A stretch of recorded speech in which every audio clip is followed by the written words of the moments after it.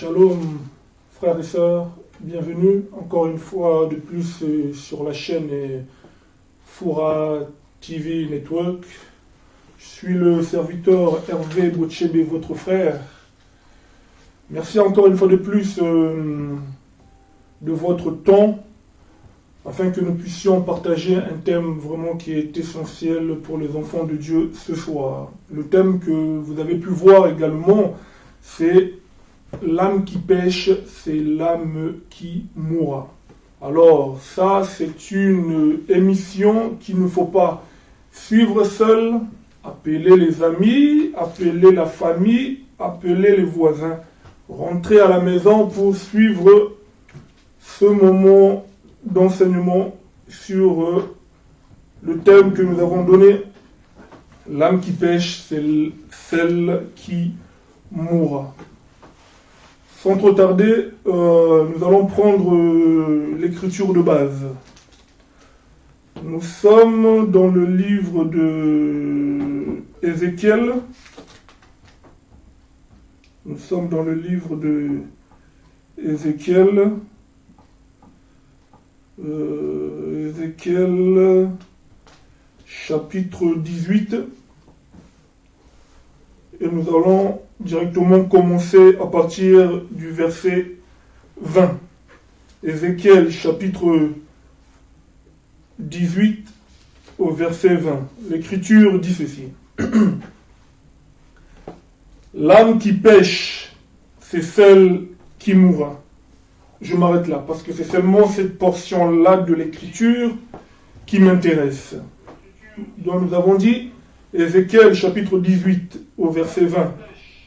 La Bible dit, l'âme qui pêche, c'est celle qui mourra. Parole du Seigneur. Je demande du fond du cœur que le Seigneur lui-même puisse apporter l'explication à la lecture de sa propre parole.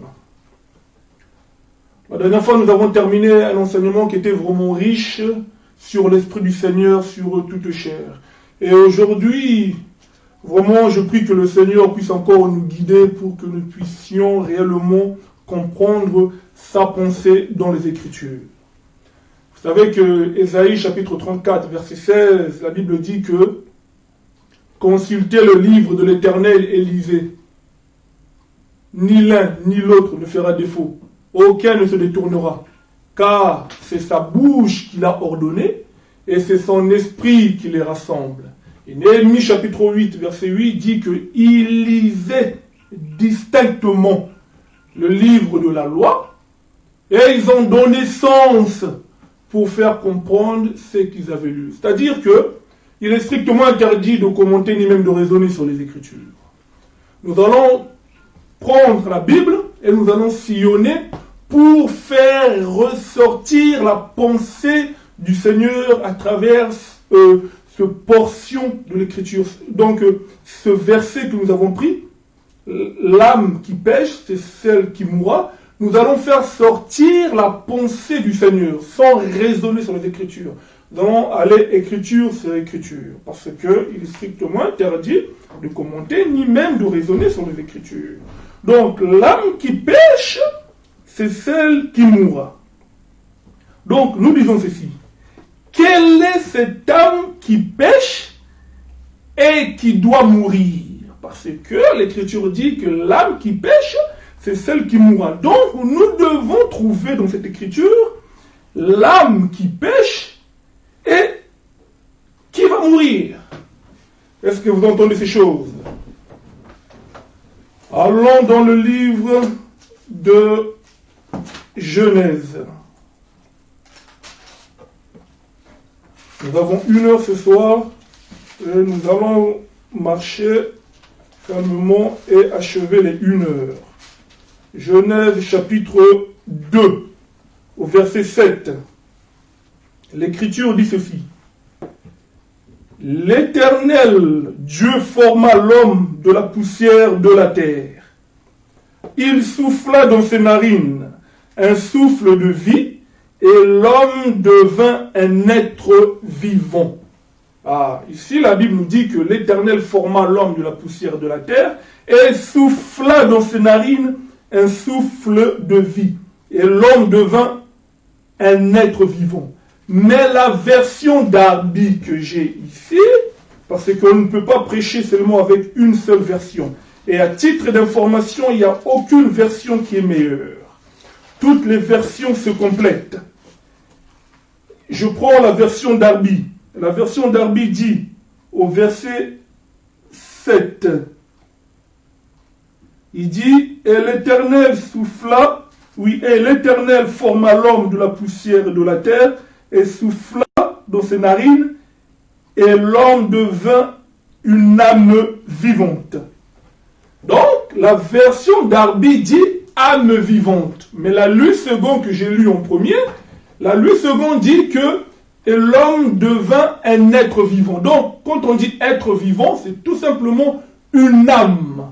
Donc, cette âme-là, c'est tout simplement l'homme que nous appelons aujourd'hui Adam. Est-ce que vous entendez ces choses? Mais vous allez remarquer que l'Éternel, lorsqu'il a formé l'homme, il a soufflé dans ses narines et que l'homme est devenu une âme vivante, vous allez voir que l'Éternel va donner un ordre à Adam en lui disant ceci. Tu peux manger de tout ce qui se trouve dans le jardin. Mais par contre, en ce qui concerne l'arbre de la connaissance du bien et du mal, tu n'en mangeras pas. Et le jour où que tu en mangeras, tu mourras. C'est que Adam, l'Éternel lui avait interdit. L'Éternel lui avait donné un ordre. L'Éternel lui avait donné sa parole comme parole éternelle. En lui disant que tu peux tout manger dans le jardin. Mais en ce qui concerne l'arbre de la connaissance du bien et du mal, tu ne peux pas le toucher. Nous allons voir qu'avec le temps, Adam va toucher de cet arbre. Mais avant ça, l'Éternel lui avait donné l'ordre. Il lui dit que le jour où que tu mangeras, le jour où que tu toucheras de cet arbre, tu mourras. Mais réellement, nous devons nous poser la question. Quel est ce jour? Parce que Genèse chapitre 2, verset 17, écoutez. Le Seigneur dit, mais tu ne mangeras, il lui dit, à partir du verset 16, l'Éternel Dieu donna cet ordre à l'homme. Tu pourras manger de tous les arbres du jardin. Verset 17. Mais tu ne mangeras pas de l'arbre de la connaissance du bien et du mal. Car le jour où tu en mangeras, tu mourras. Il y a une question que nous devons nous poser d'abord, avant de continuer la marche. Quel est ce jour où que l'Éternel dit à Adam, le jour où que tu en mangeras, tu mourras. Le jour où que tu toucheras, tu mourras. Quel est ce jour? Quel est ce jour? Est-ce lundi, mardi, mercredi? L'évangile éternel répond à toutes les questions. Prenons Matthieu. Nous allons trouver le jour où que Adam a mangé. Le jour. Parce que plus tard, vous allez voir que Adam a mangé le fruit que le Seigneur lui avait défendu. Prenons Matthieu chapitre 12. Nous allons expliquer le jour. Matthieu chapitre 12. Prenons directement au verset... on va prendre au verset, Matthieu chapitre 12, verset 11. Jésus dit, lequel d'entre vous, s'il n'a qu'une brebis et qu'elle tombe dans une fosse le jour du sabbat, ne la saisira pour l'en retirer? Verset 12. Combien un homme ne vaut-il pas plus qu'une brebis? Il est donc permis de faire du bien les jours de sabbat. Ici, l'Éternel dit aux Juifs que lequel d'entre vous, s'il a une brebis et qu'il tombe dans une fosse, tombe dans un trou, le jour du sabbat, n'irez-vous pas le retirer de la fosse, du trou? Et il dit que combien un homme ne vaut-il pas plus qu'une brebis? C'est qu'ici, Jésus est en train d'interpréter l'homme comme une brebis qui est tombée dans la fosse. Et ce jour que la brebis, que le Seigneur explique comme un homme, ou bien que l'homme expliqué comme une brebis, l'Éternel dit que le jour où que la brebis est tombée, c'était le jour du sabbat. Ah, vous allez voir dans Jean chapitre 10, l'Éternel dit que mes brebis entendent ma voix et ils me suivent. C'est-à-dire que l'Éternel ici est en train d'expliquer une brebis comme un homme. Donc, le jour que Adam est tombé dans la fosse, dans le trou, c'était le jour du sabbat. Et plus précisément, c'était au 8e jour. Pourquoi? Parce que le premier jour, Dieu a apporté la lumière. Le deuxième jour, il a séparé les eaux d'en haut et les eaux d'en bas. Au troisième jour, il a tiré la terre des eaux. Au quatrième jour, il a créé le soleil, les étoiles, tous les panneaux lumineux. Au cinquième jour, il a créé tous les animaux marins. Au sixième jour, il a créé tous les menu-bétails et notamment l'homme. Et au septième jour, l'Éternel s'est reposé. Vous voyez ça? Donc c'était le sabbat, le jour du repos. Mais le 8e jour, c'est le jour où que Adam a commencé à régner en tant que roi. Donc, le 8e jour, pour Dieu, c'est égal au premier jour. Parce que Dieu, lorsqu'il arrive au 7e jour, Dieu recommence un cycle. Donc, c'est-à-dire que nous, humainement, lorsque nous arrivons au 7e jour, nous passons au 8e jour. Mais l'Éternel, lorsque nous arrivons au 8e jour, lui ne compte plus 8. Mais lui, il compte 1. Lorsque nous sommes au 9e jour, le Seigneur compte 2. Nous sommes au 10e jour, l'Éternel compte 3, ainsi de suite. C'est-à-dire que jusqu'au 14e jour, pour nous, mais Dieu, lui, voit 7 jours. C'est-à-dire qu'Adam est tombé le jour du sabbat, plus précisément au 14e jour. Donc, Adam est tombé dans la fosse, la brebis là, qui a péché, qui a touché l'arbre de la connaissance du bien, du mal que le Seigneur lui avait interdit. C'était au 14e jour, c'est-à-dire au 2e sabbat. Raison pour laquelle que dans Matthieu 12, le Seigneur dit que si une brebis tombe dans la fosse le jour du sabbat, n'irez-vous pas la chercher? Et il dit que combien l'homme vaut plus qu'une brebis. Donc, la brebis là est interprétée comme l'homme. Donc, Adam est tombé, a péché, quand? Au 2e sabbat, plus précisément au 14e jour. Que le Seigneur nous bénisse. Donc, Adam, nous voyons que lorsque l'Éternel lui donne la parole éternelle, Adam a touché de cet arbre. Adam est tombé. Adam est mort depuis ce jour-là. Mort comment? C'est-à-dire que Adam était loin du Seigneur. Raison pour laquelle que la Bible déclare, Ézéchiel chapitre 18, verset 20, en disant que l'âme qui pêche, c'est celle qui mourra. Donc, Adam était toute une âme qui avait péché, toute une âme qui était morte. Il était loin du Seigneur. C'est-à-dire que spirituellement, il était loin. Mais nous voyons aussi que 930 ans après, Adam va mourir aussi corporellement, c'est-à-dire physiquement. Mais la première mort que Adam a eue, c'était l'homme intérieur, c'était l'âme. C'était Adam, l'homme intérieur. Mais le physique a pris place, se manifestait, la mort physique s'est manifestée comme 930 ans après. Donc Adam était loin du Seigneur. Est-ce que vous voyez ces choses? Donc Adam était devenu une âme qui était morte. Donc pendant tout ce temps, on appelle ça le temps du péché. J'ai pris ça où? Je suis ici. Je vais expliquer le temps du péché. Pourquoi j'ai dit le temps du péché? Je vais expliquer ça ici. Je suis dans le livre de Romains. Romains chapitre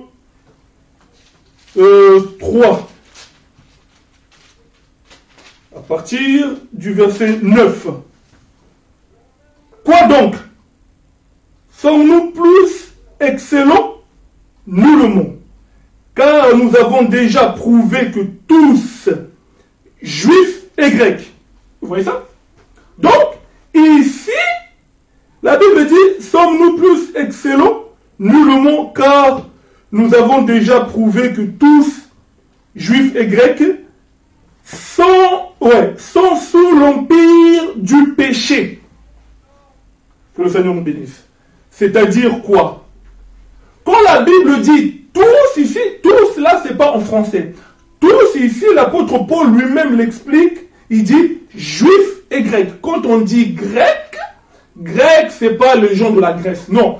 Grec ici, c'est les nations entières, c'est-à-dire les Portugais, les Français, les Congolais, les Ivoiriens, les Béninois, les Belges, les Allemands, c'est-à-dire les nations, c'est ça qu'on appelle grec. Les Juifs, là, c'est le peuple d'Israël. Donc, il dit que nullement, car nous avons déjà prouvé que tous là, maintenant, il explicite ça en disant que c'est Juifs et Grecs, sont sous l'empire du péché, c'est-à-dire que depuis que Adam est tombé, par le péché adamique, le peuple juif et les nations entières, nous étions tous sous l'empire du péché. Donc, c'est-à-dire que depuis qu'Adam est tombé, on appelle ça le temps du péché. On appelle ça aussi le temps de la désobéissance. J'ai pris ça où? J'ai pris ça ici. Romains chapitre 11, verset 32. Romains chapitre 11, verset 32. La Bible dit, car Dieu a renfermé tous les hommes dans la désobéissance pour faire miséricorde à tous. Vous voyez ça?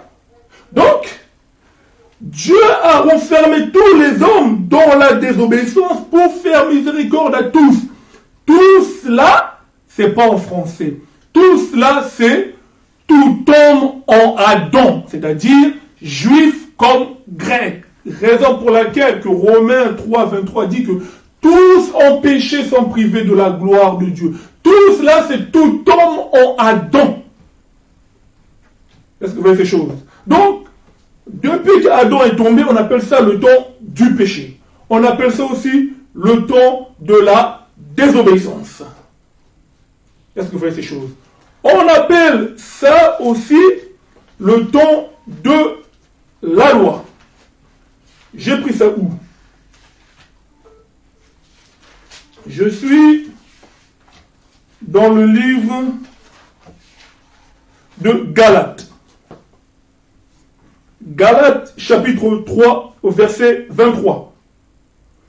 Avant que la foi vînt, nous étions enfermés sous la garde de la loi, en vue que la foi qui devait être révélée. Donc, on appelle ça la loi. Donc, la loi du péché. Donc, depuis qu'Adam est tombé, on appelle ça le temps du péché. On appelle ça aussi le temps de la désobéissance. On appelle ça aussi le temps de la loi. On appelle ça aussi le temps de la mort. Raison pour laquelle que Ézéchiel 18, verset 20 dit que tous ont péché. Donc l'âme qui pêche, c'est l'âme qui mourra. On appelle ça, depuis que Adam est tombé, on appelle ça aussi le temps de la mort. J'ai pris ça où? J'ai pris ça ici. Romains chapitre 5, à partir du verset 14. La Bible dit, cependant, la mort a régné depuis Adam jusqu'à Moïse. Vous voyez ces choses? Donc, depuis que Adam est tombé, on appelle ça le temps du péché. On appelle ça aussi le temps de la désobéissance. On appelle ça aussi le temps de la loi. On appelle ça aussi le temps de la mort. Que le Seigneur nous bénisse. Donc nous étions sous l'empire du péché, sous la désobéissance, sous la loi de la mort, et nous étions sous la mort. Donc tout ça là, c'était suite à la désobéissance d'un seul homme, qu'on appelle Adam. Que tous ont péché, tous les hommes ont Adam. Ce jour-là, nous avons tous péché en Adam. Est-ce que vous comprenez ces choses? Donc, Moïse, le frère Moïse aussi, que nous appelons frère, était aussi toute une âme qui avait péché. Je suis dans le livre de Nombres, chapitre 20. À partir du verset 7, l'Éternel parla à Moïse et dit, « Prends la verge et convoque l'assemblée, toi et ton frère Aaron. Vous parlerez en leur présence au rocher, et il donnera ses eaux. Tu feras sortir pour eux de l'eau du rocher, et tu abreuveras l'assemblée et leur bétail. » Verset 9. Moïse prit la verge qui était devant l'Éternel, comme l'Éternel le lui avait ordonné. Moïse et Aaron convoquèrent l'assemblée en face du rocher. Et Moïse leur dit, écoutez donc, rebelles, est-ce de ce rocher que nous vous ferons sortir de l'eau? Puis Moïse leva la main et frappa 2 fois le rocher avec sa verge. Il sortit de l'eau en abondance. L'assemblée but et le bétail aussi. Verset 12. Alors l'Éternel dit à Moïse et Aaron, parce que vous n'avez pas cru en moi pour me sanctifier aux yeux des enfants d'Israël, vous ne ferez point entrer cette assemblée dans le pays que je lui donne. C'est-à-dire que ici nous voyons aussi que Moïse était toute une âme qui avait péché, parce que le Seigneur lui avait dit de parler au rocher. Mais Moïse, lui, va avec la verge, il frappe 2 fois. Bien évidemment que l'eau est sortie, parce que le Seigneur avait déjà dit que l'eau va sortir de ce rocher. Mais même si que Moïse a désobéi, mais l'Éternel a quand même exécuté sa parole. C'est-à-dire que sa parole s'est quand même accomplie, parce que une fois que la parole du Seigneur sort, elle ne peut retourner au Seigneur sans avoir fait son effet. Malgré la désobéissance de Moïse, mais la parole du Seigneur s'est quand même accomplie.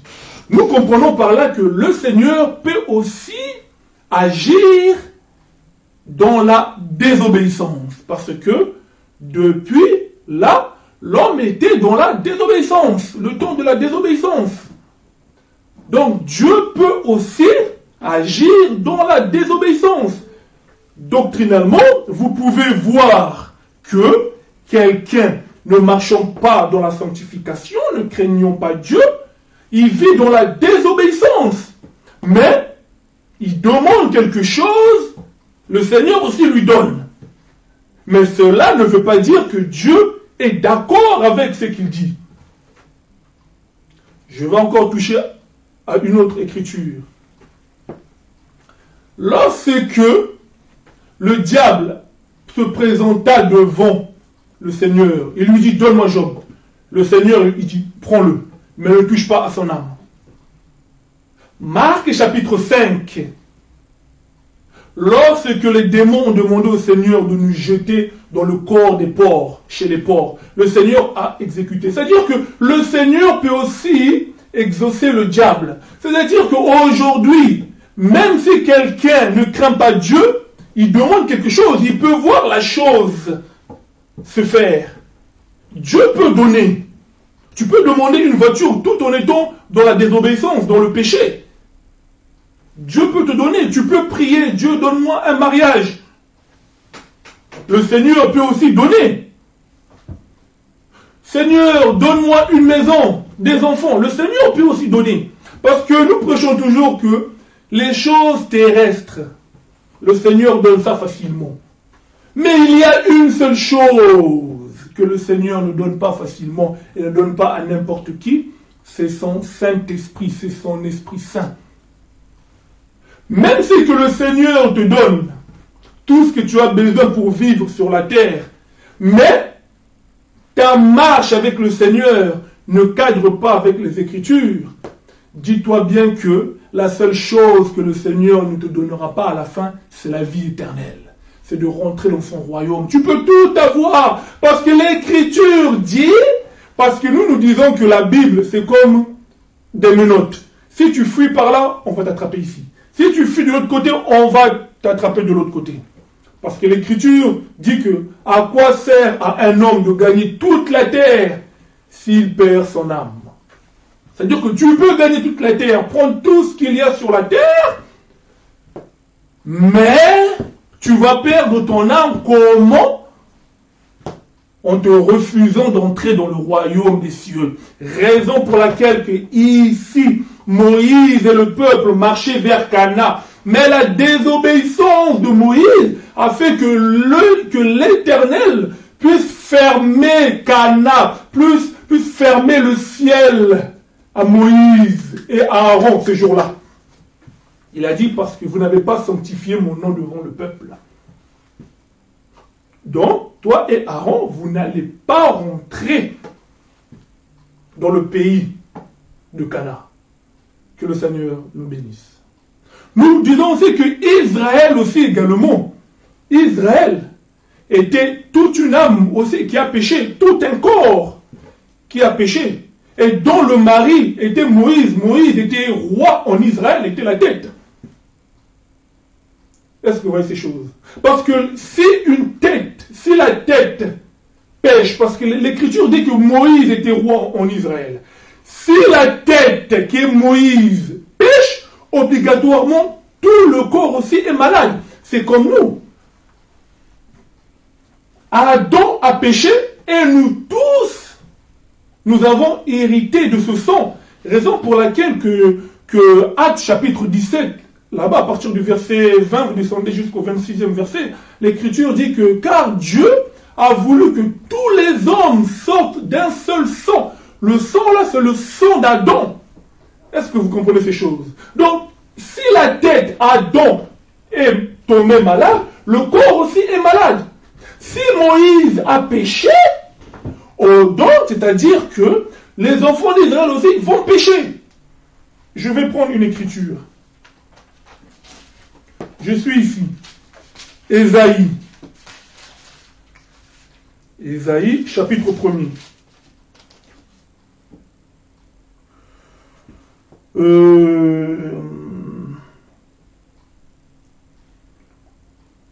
Mon peuple n'a pas. Je suis ici, blanchissant, repris d'Israël. Que vous mettez tous les cœurs souffrants. Voilà, Ésaïe chapitre 8, à partir du verset 5. L'Écriture dit, Ésaïe chapitre 1er, verset 5.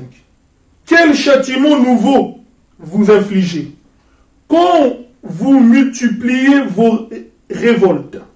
La tête entière est malade et tout le cœur est souffrant. De la plante du pied jusqu'à la tête, rien n'est en bon état.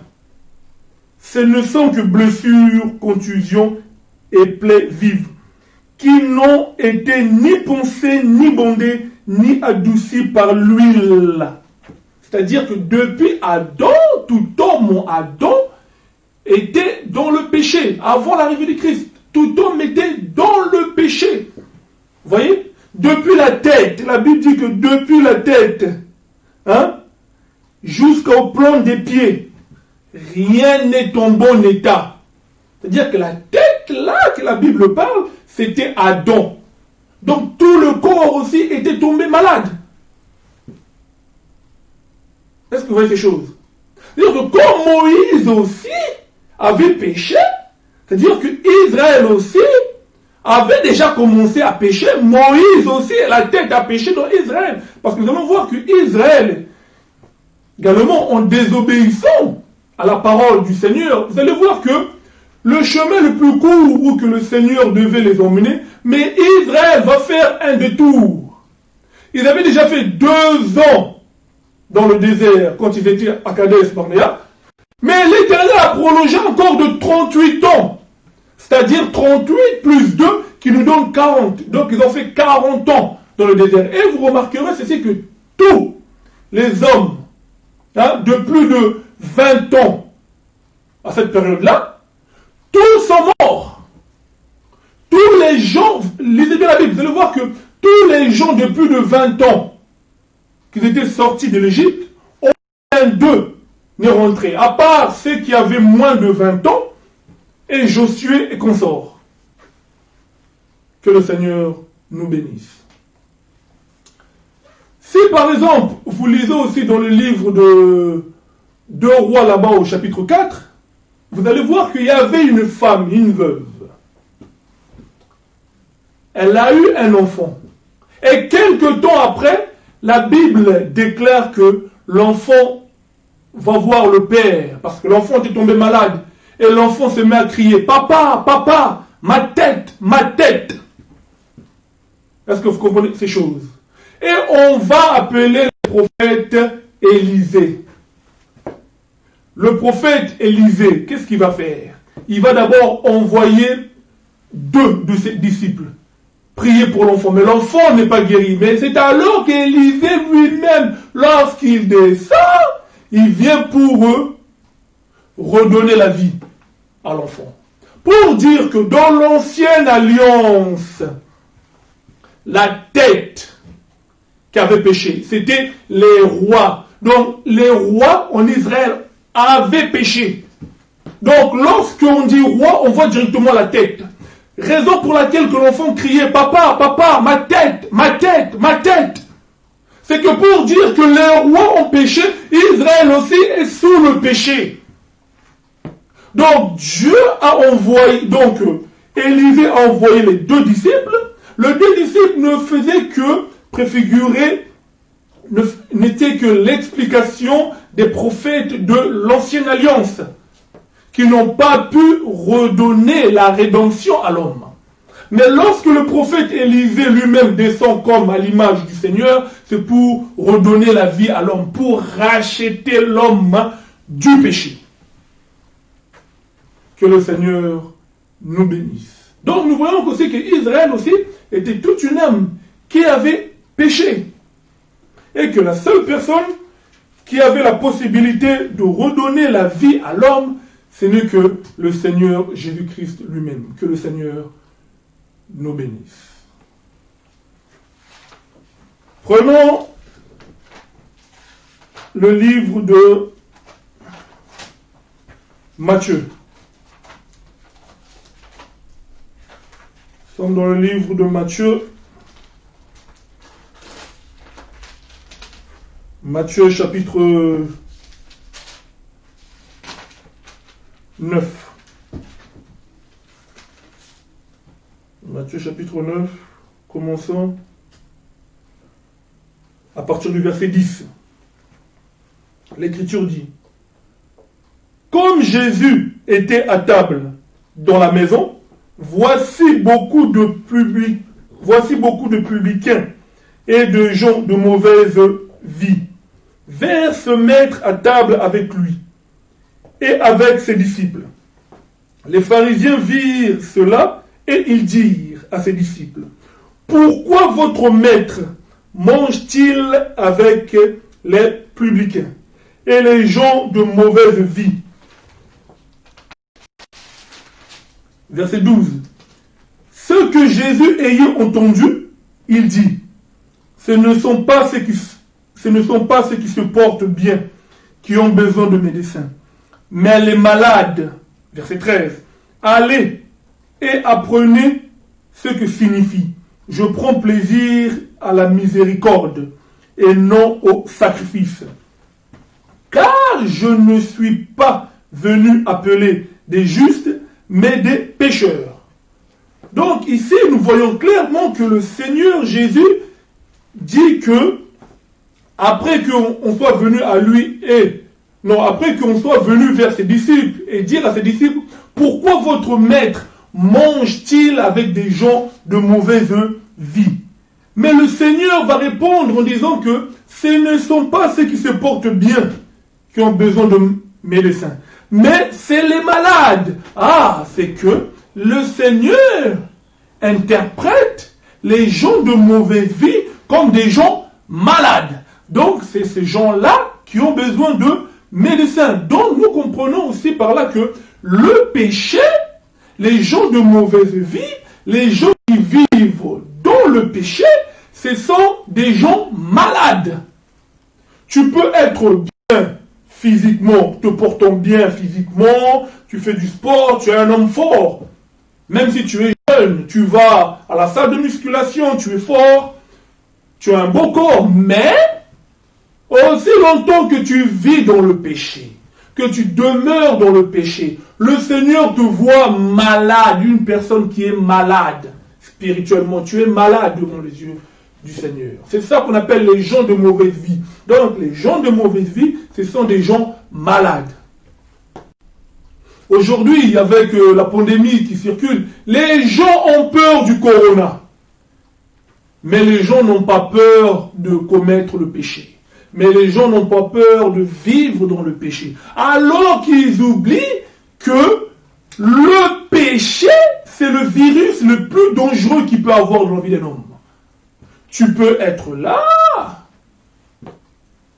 avoir le rhume, la grippe, la fièvre, la typhoïde, le corona. Et le Seigneur peut te guérir. Mais aussi longtemps que la vie du péché demeure en toi, même si on te voit comme ça que tu es guéri du corona, de la typhoïde, de la fièvre jaune, du sida, mais aussi longtemps que ton âme est toujours, aussi longtemps que tu vis toujours dans la débauche, tu mènes toujours une vie de péché, dis-toi bien que tu es malade, tu es une personne malade, que le Seigneur doit guérir, à seule condition que tu acceptes de donner ta vie au Seigneur Jésus-Christ. Parce que le Seigneur lui-même interprète la maladie comme le péché, les gens de mauvaise vie comme des malades, comme des pécheurs. Donc des pécheurs, les pécheurs, les gens de la mauvaise vie, devant le Seigneur, c'est des gens malades. Donc la maladie est aussi un péché. Verset 13, il dit, allez et apprenez ce que signifie, je prends plaisir à la miséricorde et non au sacrifice. Car je ne suis pas venu appeler des justes, mais des pécheurs. Donc, vous voyez? Donc, la maladie, c'est ça. Oui, la maladie, c'est aussi interprété. Oui, la vie, la mauvaise vie, c'est aussi interprété comme. La mauvaise vie, c'est aussi interprété comme la maladie. Le Seigneur appelle ça maladie. Quelqu'un qui vit dans le péché devant le Seigneur, la personne est malade. Est-ce que vous comprenez ces choses? Donc, nous avons vu que la désobéissance, c'est le péché. Nous avons vu aussi que la maladie, c'est aussi la maladie spirituelle. Quelqu'un qui vit dans la débauche, la personne est sous le péché. Donc la maladie, c'est aussi un péché. Il y a aussi une autre forme de maladie. Il y a aussi une autre forme de péché que nous pourrons appeler ceci. Allons dans Jean chapitre 16. Nous avons vu la maladie comme la désobéissance. Nous avons vu la maladie, oui, nous avons vu la désobéissance comme péché. Nous avons vu la maladie comme péché. Nous allons voir ceci aussi ici. Nous sommes dans le livre de Jean chapitre 16, à partir du verset 7. Cependant, je vous dis la vérité, il vous est avantageux que je m'en aille, car si je ne m'en vais pas, le consolateur ne viendra pas vers vous. Mais si je m'en vais, je vous l'enverrai. Et quand il sera venu, il convaincra le monde en ce qui concerne le péché, la justice et le jugement. Maintenant, le Seigneur lui-même explique. Verset 9. En ce qui concerne le péché, parce qu'il ne croit pas en moi. Ah, le Seigneur dit que il est avantageux pour moi que je m'en aille, afin que le Saint-Esprit vienne. Et lorsqu'il viendra, il va convaincre le monde en ce qui concerne le péché, la justice et le jugement. Et il dit qu'en ce qui concerne le péché, par rapport au péché, pourquoi le péché? Parce qu'ils n'ont pas cru en moi. Donc, nous comprenons que ne pas croire en Jésus, c'est un péché. Est-ce que vous voyez ces choses? Donc, toute personne qui n'a pas donné sa vie au Seigneur Jésus, qui n'a pas cru au Seigneur Jésus, cette personne vit dans le péché. C'est un pécheur. Même si la personne dit, non, mais moi, je ne vole pas. Je n'ai pas de problème avec les gens. Je suis calme, je respecte tout le monde. Je fais des œuvres caritatives. J'aime partager. J'aime être avec les gens. Je respecte les gens. Mais, Évangile éternel. Aussi longtemps que la personne n'a pas donné sa vie au Seigneur Jésus, Dieu te voit toujours pécheur.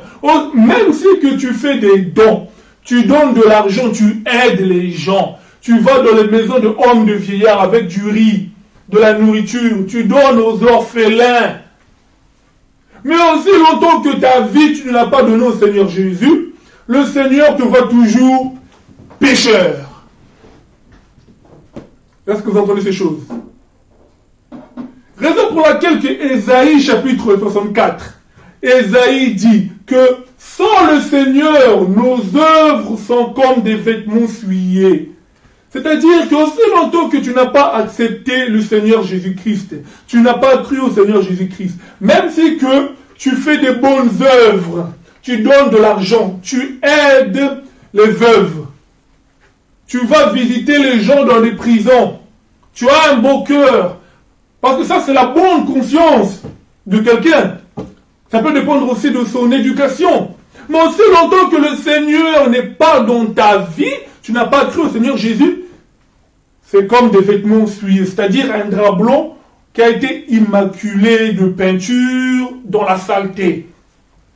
C'est ce que le Seigneur appelle vêtements souillés, parce que le vêtement dans la Bible représente aussi les œuvres.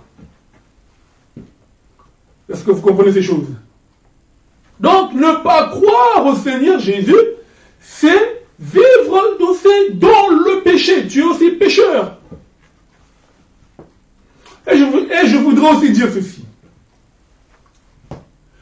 Une personne qui ne prie pas, une personne qui dit que j'ai cru au Seigneur Jésus, nous disons ok. La personne qui croit au Seigneur Jésus, mais elle n'a pas une vie de prière. Si tu n'as pas la vie de prière, tu pêches automatiquement. Parce que l'Écriture dit que priez afin que vous ne tombez pas dans la tentation. Toi maintenant, tu n'as pas une vie de prière. Même si que nous ne te voyons pas pécher. Mais à partir du moment où que nous savons que tu n'as pas une vie de prière, automatiquement pour nous, nous comprenons que tu pêches chaque jour. Chaque jour de ta vie, tu pêches. Dans une semaine de 7 jours, tu vas pécher chaque jour. Parce que tu n'as pas la vie de prière. C'est pour ça que tu vas voir beaucoup de gens se réveillent le matin en sachant très bien que la personne n'a pas une vie de prière. Elle se réveille le matin, son humeur commence ici. Vers 10h, l'humeur est là. Alors, à 11h, l'humeur monte. À 13h, l'humeur descend. Donc, c'est-à-dire que c'est comme on dit ici en anglais, up and down. Donc, son mood, son humeur est toujours up and down. Ça monte, ça descend. Ça monte, ça descend. Donc, elle n'a pas une vie. Donc, pendant sa journée, son humeur n'est pas constante. Parce qu'il n'y a pas la prière. Donc, c'est-à-dire que si tu n'as pas une vie de prière, tu pêches. Donc, tu vas pécher, tu vas commettre des péchés, même des péchés même les plus bas qu'il peut avoir, qu'on ne peut jamais imaginer que toi qui as beaucoup de connaissances, comment tu peux tomber dans un tel péché. C'est seulement par manque de vie de prière. Donc, si tu n'as pas une vie de prière, même si on ne te voit pas, on ne t'attrape pas dans un péché. Mais du moment que nous avons la connaissance que tu n'as pas la vie de péché, que tu n'as pas la vie de prière, pour nous, tu pêches. Tu pêches chaque jour. Tu es dans le péché. Parce que vous comprenez ces choses. Que le Seigneur nous bénisse. Nous avons aussi une autre forme de péché. Nous avons vu péché comme désobéissance. Nous avons vu péché expliqué aussi comme la maladie. Nous avons vu aussi péché parce que tu ne crois pas au Seigneur. Mais nous allons voir aussi péché dans une autre forme. Nous sommes dans le livre de Matthieu, chapitre 24. À partir du verset 12. Nous allons expliquer péché dans une autre forme aussi. Je répète, nous avons vu péché comme désobéissance. Nous avons vu péché expliqué aussi comme la maladie. Nous avons vu péché aussi ne pas croire au Seigneur. Nous avons vu aussi péché parce que la personne n'a pas la vie de prière, donc c'est facile pour lui de pécher. Là maintenant nous allons voir péché dans une autre forme. Matthieu chapitre 24 au verset 12. Et parce que l'iniquité se sera accrue, la charité du plus grand nombre se refroidira. C'est-à-dire que ici, lorsque la Bible parle d'iniquité, il ne faut pas voir iniquité directement comme le péché sexuel. Non. La Bible ne dit pas ça. La Bible ici dit que parce que l'iniquité se sera accrue, la charité du plus grand nombre se refroidira. Maintenant, nous devons nous poser la question. Pourquoi, lorsque l'iniquité aura accru, la charité, c'est-à-dire l'amour d'un plus grand nombre, se refroidira? Le verset 11 nous dit, de Matthieu 24, nous dit, plusieurs faux prophètes s'élèveront et ils séduiront beaucoup de gens. Maintenant, le verset 12 explique, et parce que l'iniquité aura accru. C'est que lorsque nous parlons de l'iniquité, nous voyons un mauvais enseignement. C'est-à-dire, mal prêcher, c'est aussi péché. Donc, lorsqu'un prédicateur, quelqu'un qui dit qu'il est prédicateur, se met du haut de la chair et qu'il communique un message erroné, un message falsifié, il fait des accordements frauduleux, la personne est en train de pécher, donner un faux enseignement, ajouter du levain, ajouter de la philosophie, tout ça c'est seulement du levain, c'est ça aussi péché. Raison pour laquelle que nous avertissons un grand nombre en disant ceci. Si tu vois que tu n'es pas en mesure de prêcher, frère, assis-toi. Si tu vois que tu n'arrives pas à prêcher, assis-toi parce que tu pêches, donc tu pêches un péché gratuit. Alors que le ministère de la parole n'est pas donné à tout le monde. Tout le monde ne peut pas pécher, tout le monde ne peut pas prêcher parce que sinon on va contredire l'écriture. Lorsque Jacques dit qu'il est mieux qu'il n'y ait pas beaucoup d'enseignants parmi vous, parce que nous serons jugés durement, sévèrement. Donc, tout le monde n'est pas appelé à prêcher. Si tu vois que tu n'arrives pas, tu as des difficultés, tu ne comprends pas les choses de Dieu, assis-toi, écoute la parole, mets la parole en pratique, et crois-moi, tu seras sauvé, tu verras le Seigneur. Mais aussi longtemps que tu te tiens là, tu n'arrives pas à enseigner, à communiquer la pensée exacte, la précision des Écritures, tu pêches automatiquement, c'est un péché. Et du fait que tu communiques un faux message, que tu es en train de pécher, tu donnes un faux message au peuple, directement, les gens auront du mal à garder, à vivre la parole en eux. Est-ce que vous entendez ces choses? Donc les gens auront du mal à vivre la parole. Parce que la Bible dit que parce que l'iniquité, c'est-à-dire les faux messages, auront augmenté, la charité d'un grand nombre va refroidir. C'est-à-dire que la charité, c'est tout simplement l'amour. Alors que la Bible déclare, le frère Jean dit ceci, il dit que l'amour consiste à garder les commandements. C'est-à-dire que l'amour de l'homme envers son Créateur, envers Dieu, c'est de garder la parole de Dieu. Raison pour laquelle, dans Jean chapitre 14, à partir du verset 23, le Seigneur dit que si vous m'aimez, vous garderez ma parole. C'est-à-dire que si tu aimes le Seigneur, tu vas garder sa parole. Mais comme il y a l'iniquité des faux messages, donc ça sera difficile pour toi de garder la parole de Dieu. Donc l'amour, c'est ça, garder la parole du Seigneur, garder le commandement du Seigneur, ça sera très difficile pour le peuple. Parce que le message qui est donné, c'est un message erroné. Que le Seigneur nous bénisse. Donc, depuis le péché adamique, tout homme en Adam avait péché. Et j'ai toujours dit que Adam, dans le jardin, Adam avait la parole du Seigneur.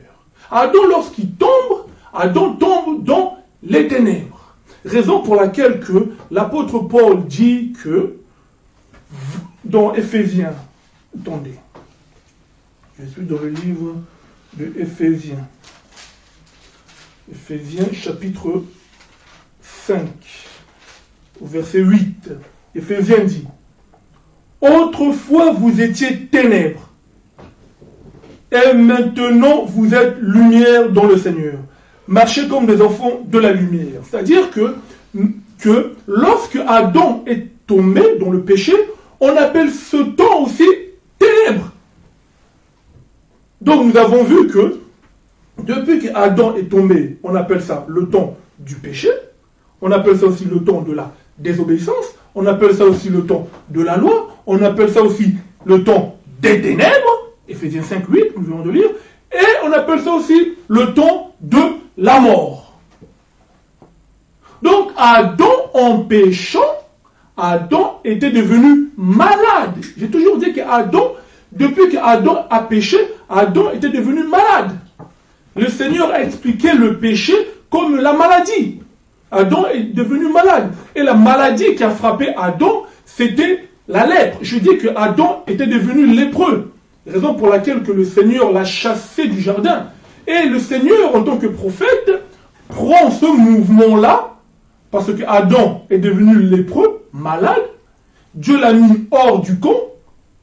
Dieu l'a chassé du camp. Dieu prend ce mouvement-là, il le répète sous la loi de Moïse. Il dit à Moïse que à chaque fois que quelqu'un sera frappé de lèpre, il faudra le mettre hors du camp. Hors du camp. Donc Adam a péché, il a été mis hors du jardin, donc hors du camp. Les enfants d'Israël aussi, cette loi s'est appliquée pour eux. Lorsque quelqu'un pêche, devient lépreux, il faut le mettre hors du camp. Et raison pour laquelle aussi que lorsque le Seigneur Jésus est venu, la Bible déclare que lui qui n'avait jamais péché, lui qui n'a jamais connu de péché, mais il s'est fait pécher pour nous. Raison pour laquelle que vous voyez que le livre d'Hébreux dit que il a été mis hors du camp. Jésus-Christ n'est pas mort dans la ville. Est-ce que vous voyez ces choses? Il est mort hors de la ville. Hors de la ville, hors du camp. Parce qu'il était devenu lépreux. Le Seigneur aussi a porté toute la lèpre, tout le péché. Il s'est fait péché pour nous, il a porté toute la maladie pour nous. Raison pour laquelle que l'Écriture, la loi que le Seigneur avait donnée aux enfants d'Israël, devait s'appliquer dans son corps. Et il a dit que tout est accompli. Vous voyez ces choses. Donc, pour dire ceci, que tout enfant de Dieu qui vit dans le péché, aussi longtemps qu'il ne s'est pas repenti, il n'a pas donné sa vie au Seigneur, le chemin du ciel est toujours fermé. Parce que Moïse et Aaron ont raté ces choses. Ne sont pas rentrés à Canaan à cause de leur désobéissance. Et donc, comme tout homme a péché en Adam, raison pour laquelle que je t'invite, toi, mon frère, ma soeur, toi qui n'as pas encore donné ta vie au Seigneur Jésus, il n'est pas tard, parce que sa grâce subsiste encore. Nous sommes encore au temps de la grâce. Il a encore temps pour toi de donner ta vie au Seigneur Jésus. Parce que tu ne peux pas dire que je n'ai pas de péché. Je suis bien avec tout le monde, mais ça c'est contredire les Écritures. Même si que vous voyez quelqu'un qui a une bonne conscience, il est gentil, il a un gros cœur, mais du moment qu'il n'a pas accepté le Seigneur Jésus, le Seigneur le voit toujours pécher. Je suis dans le livre de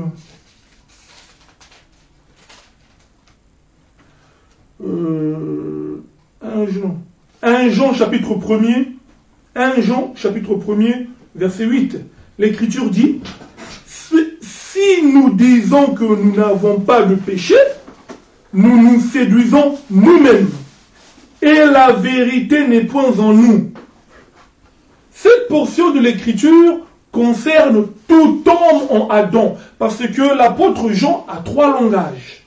Le premier langage ici, il dit dans 1 Jean chapitre 1er, à partir du verset 8, il dit, si nous disons que nous n'avons pas de péché, nous nous séduisons nous-mêmes et la vérité n'est point en nous. C'est-à-dire que tout homme en Adam, parce que l'Écriture dit que tous ont péché et sont privés de la gloire de Dieu. Donc nous avons péché quand? Depuis Éden. Ou en Adam. C'est-à-dire qu'une personne qui vient aujourd'hui et dit qu'elle n'a pas de péché, la Bible dit que cette personne, elle est en train de se séduire et que la vérité n'est point en lui. Ça, c'est pour une personne qui n'a pas encore donné sa vie au Seigneur Jésus, qui est encore avec le sang adamique. Est-ce que vous comprenez ces choses? Mais par contre, un enfant de Dieu, un enfant du Seigneur, la Bible dit, 1 Jean chapitre 5, à partir du verset 17, il dit, toute iniquité est un péché. Et il y a tel péché qui ne mène pas à la mort. Verset 18. Nous savons que quiconque est né de Dieu ne pêche point. Mais celui qui est né de Dieu se garde lui-même et le malin ne le touche pas. Ne le touche pas. C'est-à-dire que quand l'Écriture dit que nous savons que quiconque est né de Dieu ne pêche point, cela veut dire que la vie du péché, la semence du péché n'est plus ta vie. C'est-à-dire que le péché ne domine plus ta vie. C'est-à-dire que tu n'as plus cette semence. Tu peux voir qu'un enfant de Dieu, parce que l'Écriture dans Jacques chapitre 3 verset 2, l'Écriture dit que nous branchons tantôt d'une manière, tantôt d'une autre. C'est-à-dire qu'un enfant de Dieu peut brancher, peut commettre un péché. Mais la personne, vous allez voir, du fait que la personne est de Dieu, la personne va directement se repentir parce que la personne n'a pas cette semence-là en lui qui le tient à persister dans son péché. Il n'a plus cette semence-là qui le tient, qui le fait persister dans son péché. Est-ce que vous comprenez ces choses? Donc la personne a la facilité de se repentir parce qu'elle n'a plus la semence du péché en lui. C'est pour ça que l'Écriture dit que tout ce qui est né de Dieu ne pêche point. C'est-à-dire que le péché ne fait plus partir de sa vie. S'il voit un péché, il va s'en éloigner. Il voit un péché, il va le fuir. Il voit un péché, il va le contourner. C'est ça que le frère Jean dit que c'est lui qui est né de Dieu ne pêche plus. C'est-à-dire que le péché n'est plus sa vie. Est-ce que vous comprenez ces choses? Donc, au premier 1 Jean chapitre 1er, verset 8, donc toute personne qui n'a pas donné sa vie au Seigneur Jésus-Christ, la personne est toujours pécheur. Même s'il fait des bonnes œuvres. La personne donne de l'argent, aide. Mais il faut donner sa vie au Seigneur Jésus-Christ. Parce qu'aussi longtemps que je n'ai pas encore donné ta vie au Seigneur Jésus-Christ, tu peux avoir tout ce que tu veux sur la terre. Mais le ciel, la vie éternelle, est-ce que tu l'as? C'est la question qu'il faut se poser parce que nous avons tous péché en Adam. Adam était devenu une âme morte dès le commencement. Et nous avons hérité de cela. Voilà ce que nous pouvions dire pour ce soir. Donc, je suis le frère Hervé Botchebe de l'Assemblée des Saints de Manchester. Merci beaucoup pour votre attention de ce soir. Que réellement le Seigneur puisse vous visiter, qu'il puisse vous faire du bien. Que cette portion de l'Écriture apporte un plus dans votre vie. Dormez en paix et que le Seigneur vous comble et vous bénisse abondamment. À la prochaine. Shalom.